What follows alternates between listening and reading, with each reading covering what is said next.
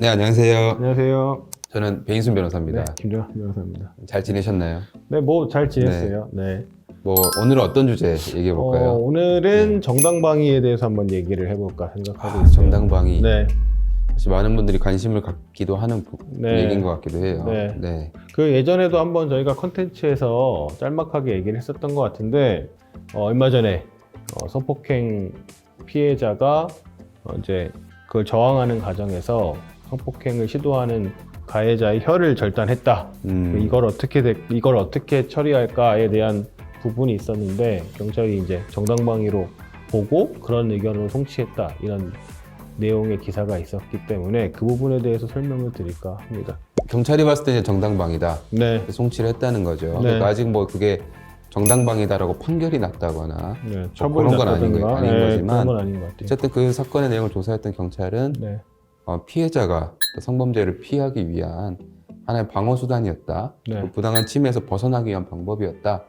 라고 해서 정당방위를 인정했던 것 같아요. 예전 같은 경우에는 한 52년 전에 혀가 잘리는 정도의 상해는 사실 중환상해라고 볼 수 있잖아요. 그래서 중상해로 보고 정당방위도 인정되지 않고 뭐 실형까지 살았던 그런 사례가 있었던 것으로 알고 있습니다. 그렇죠. 네. 그 52년 전 그때는 이제 성범죄를 피하기 위해서 혀를 이제 가해자의 혀를 이제 깨물어서 절단시킨 사안 같은 경우는 정당방위가 아니다.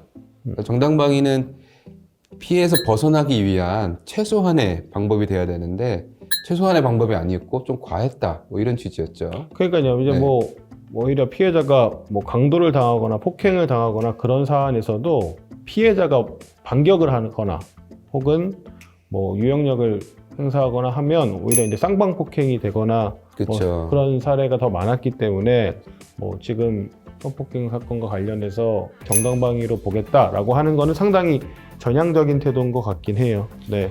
그런 것도 있었잖아요. 그것이라고 그때서 봤던 것 같은데 강도범이 집에 들어온 거죠. 그래서 그 집에 눈을 떴는데 밤에 누가 있는 거예요. 그렇잖아요. 네. 그걸 제압하기 위해서 옆에 있던 물건을 들어서 그 사람을 이렇게 때려가지고 그 사람이 많이 다치긴 많이 다쳤어요. 내사 상태에 빠졌죠. 그쵸, 그쵸. 네, 상태 빠졌는데 그런 경우에 정당방위가 되냐 네. 이거예요 사실. 네. 이제 안 된다라고 권리 났죠. 그렇죠. 안 네. 됐고 그 당시에 실형을 살고 있었어요. 그러니까 이런 생각을 하는 거죠. 그럼 그 사람이 들어왔을 때 네.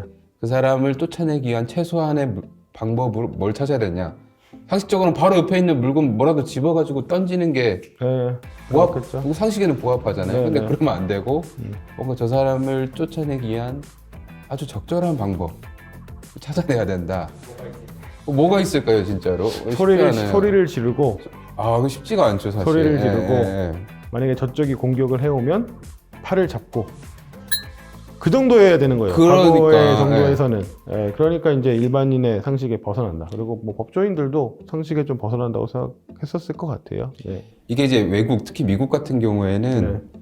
어쨌든 상대방이 총을 들고 있을 수도 있다는 그 전제가 성립되다 보니까 아무래도 정당방위가 넓게 인정이 되는 것 같아요. 근데 우리는 이제 뭐 그런 것까지는 아니니까 그럼에도 걔가 칼 들고 있으면 어떡할 거야. 그렇잖아요. 그렇죠. 그러니까 그런 점에서는 저는 정당 범위를 좀 넓게 인정하는 게 타당한 것 같기도 하면서 과연 이게 재판에서까지 그 판사의 판단으로도 인정이 될 것이냐. 네. 사실 이제 뭐 저는 정당 방위가 좀 넓어졌으면 좋겠어요. 그러니까 뭐 대부분의 경우는 맞아서 대응했을 뿐인데 결국은 쌍방폭행으로 가가지고 네.